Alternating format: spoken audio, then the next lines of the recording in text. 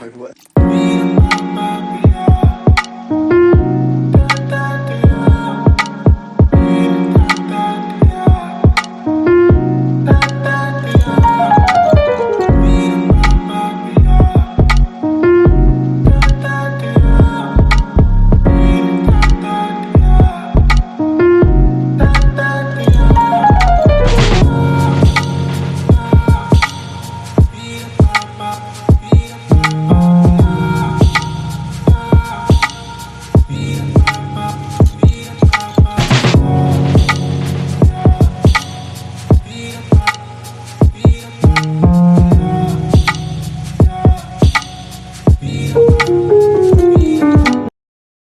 ঘুম ভাঙলে সকাল, না ভাঙলে পরকাল। তবুও মানুষ এত কিসের অহংকার করে বুঝি না। তো যাই হোক বন্ধুরা, আপনারা সবাই কেমন আছেন? আশা করি সবাই খুব ভালো আছেন, সুস্থ আছেন। আমরাও সবাই ভালো আছি, সুস্থ আছি। আমি অপর্ণা, আমার আরও একটি নতুন ব্লগে আপনাদের সবাইকে জানাই অনেক অনেক স্বাগত। আশা করি আমার এই ভিডিওটিও আপনাদের ভালো লাগবে। যদি ভালো লাগে তাহলে একটা লাইক করে দেবেন, আর ভিডিওটি কেমন হয়েছে অবশ্যই কমেন্ট করে জানাবেন। যদি ভিডিওটি একটু হলেও ভালো লেগে থাকে তাহলে চ্যানেলটি সাবস্ক্রাইব করে পাশে থাকার জন্য অনুরোধ রইল। তো আজ হচ্ছে সোমবার, এটা সোমবারের ভিডিও। আমি তো রবিবার দিন মায়ের বাড়ি থেকে চলে এসেছি। তো মায়ের বাড়ি থেকে আসার তেমন কোনো প্ল্যান ছিল না, কিন্তু হঠাৎ করেই আসতে হয়েছে ছেলের শরীর খারাপের জন্য। ও পটি হচ্ছিল, আমাশা মতো হয়ে গেছে। গরমে তো এত অতিরিক্ত গরম পড়েছে, তার মধ্যে ও বাচ্চা তো কিছু বোঝে না, যা দেখছে তাই খাচ্ছে। ওর অবশ্য দোষ না, আমরাই দিচ্ছি। তো সেই কারণে শরীর এত গরম হয়ে গেছে। তো পরে শুনছি ওকে আম দিয়েছিলাম, জানেন তো, আম খেতে দিয়েছিলাম। তো আমটা ভালো লেগেছে মুখে, সেই জন্যে খেয়েছে। তো তারপরে শুনলাম যে এই গরমে বাচ্চাদের আম দিলে নাকি একটু পটির সমস্যা হতে পারে। তো যাই হোক, এখন তো আর দিচ্ছি না, যে না জেনে দিয়েছি। তখন জানতাম না, জানলে তো আর দিতাম না। জেনে বুঝে তো আর মা হয়ে বাচ্চার ক্ষতি চাইবো না। তো যাই হোক, ভুলবশত দিয়ে ফেলেছি। তো এদিকে দেখুন, আজকে হচ্ছে সোমবার, রবিবার রাত্রে এসছি, আর আজকে সোমবার সকাল। তো যেহেতু মার তো শরীর খারাপ বলেই গিয়েছিলাম, মায়ের বাড়িতে এতদিন ছিলাম। তো মায়ের শরীর সেরকম একটা ঠিক হয়নি। তো সেই কারণে মনটা ওদিকেই পড়ে আছে, মায়ের দিকে। তো সেই কারণে সকাল থেকে তেমন একটা কাজবাজ করতে ইচ্ছা করছিল না। উঠেছি সকাল সকাল, ছেলেও উঠে পড়েছে। তখন ওই 7টা, 7:30 নাগাদ ছেলে উঠে পড়েছে। তো ওর সাথে সাথে আমিও উঠে পড়েছি। তো ছেলে ওদিকে খেলা করছে, আর আমার না একটু ইচ্ছা করছিল না, একটু কি বলবো, অলস অলস লাগছিল। ল্যাদ খেয়ে খেয়ে কাজ করছিলাম, একটু বসে ধীরে সুস্থে কাজ করছিলাম। তো তারপরে ভাবলাম যে না, ধীরে সুস্থে কাজ করলে তো হবে না, ছেলের খাওয়া দাওয়া, স্নান টান আছে, সমস্ত করাতে হবে টাইম মতো। আমি যদি ধীরে সুস্থে কাজবাজগুলো করি তাহলে ওদিকে ওর দেরি হয়ে যাবে। তো সেই কারণে চাটা খেয়ে এদিকে বিছানাটা গুছিয়ে নিচ্ছি। আর অনেক দিনই তো ছিলাম না, প্রায় 1 মাসের কাছাকাছি ছিলাম না, ওই বাড়িতে ছিলাম, মায়ের বাড়িতে। তো এই যে ইউরিন সিটটা, এটা পাতা হতো না, আমি গুছিয়েই রেখে গেছিলাম, কারণ ছেলে থাকবে না। সেই কারণে ইউরিন সিটটাও আমি গুছিয়ে রেখে গেছিলাম। তো এখন যেহেতু আবার চলে এসেছি, আর ছেলেকে তো আমি সবসময় প্যাম্পাস পরাই না, শীতকালেই পরাতে হয়, তাও সবসময় পরাই না, বেশিরভাগ টাইমই ফাঁকা থাকে। আর এই গরমকালে তো একদমই চেষ্টা করি না পরানোর, শুধুমাত্র এই রাত্রিবেলা শোয়ানোর সময়ই পরাই, নাহলে আর অন্যান্য টাইম আর পরাইও না।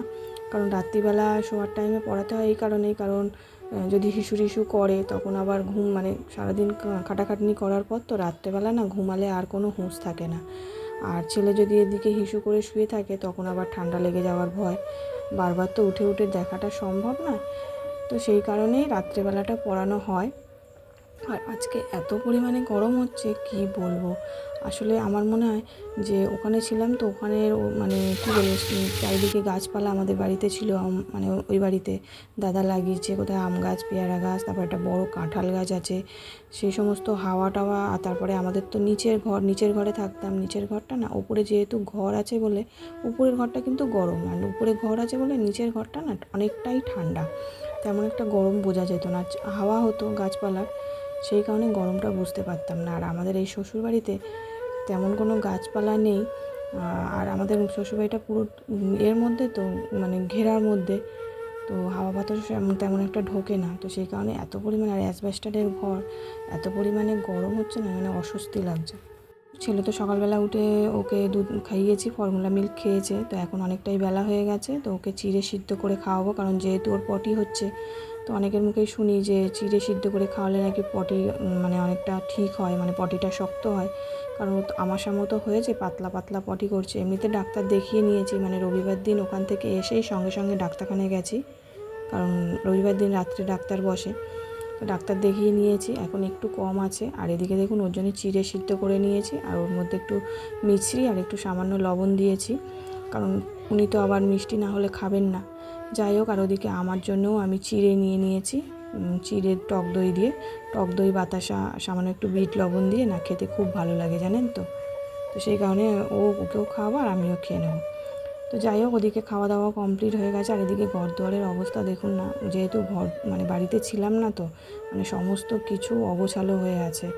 মানে বাড়িতে না থাকলে যা হয়, বাড়িতে মানে কি বলবো, না থাকলে, ছেলে মানুষ বাড়িতে থাকলে যা হয়।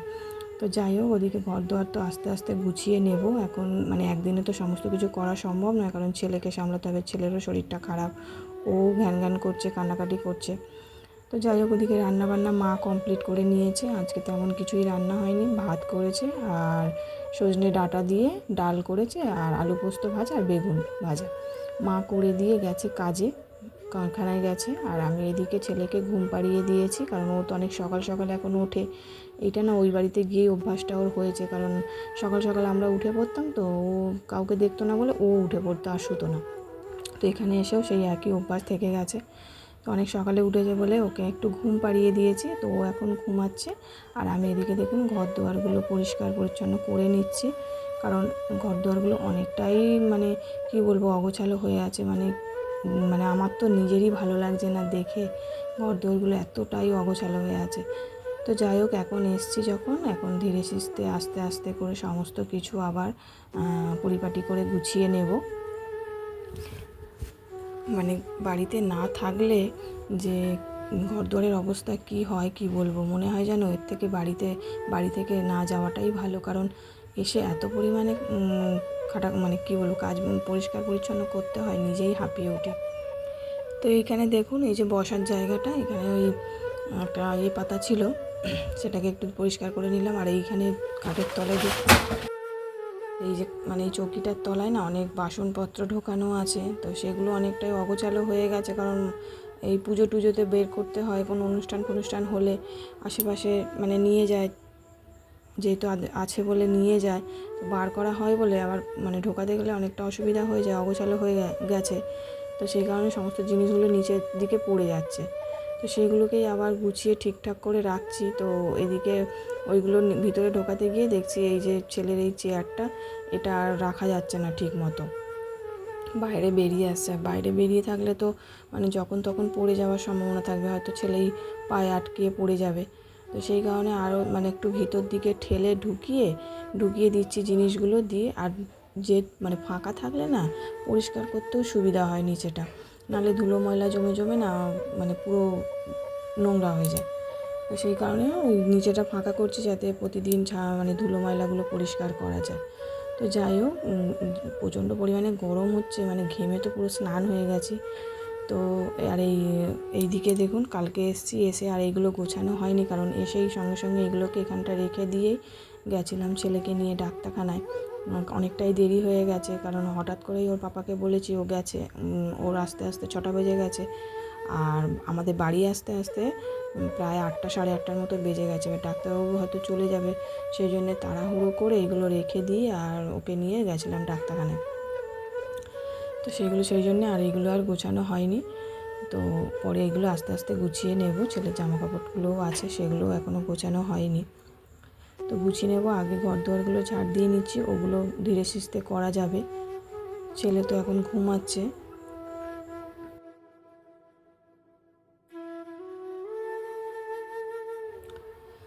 তো তাড়াহুড়ো করছি, কারণ ও উঠে পড়লে ওকে আবার স্নান করাবো। ঘর দুয়ারগুলো ঝাড় দিয়ে তারপরে ঘর দুয়ারটা মুছে নেব। তো আজকে মানে সব ঘর মুছবো না, কারণ অনেকটাই বেলা হয়ে গেছে। শুধুমাত্র যে ঘরে ঠাকুর আছে মানে শাশুড়ি মার ঘর, সেই ঘরটায় মুছে নেব আর রান্নাঘরটা মুছে নেব। মানে সমস্ত জামা কাপড় পরে আছে, মানে এগুলোকে কাচাকুচি করতেও অনেক টাইম লেগে যাবে জানেন তো। সাইকেলের উপর তো দেখলেনই কত জামা কাপড় জড়ো হয়েছে, সেগুলো সমস্তটাই আস্তে আস্তে ধীরে ধীরে মানে কাচা ধোয়া করে নেব।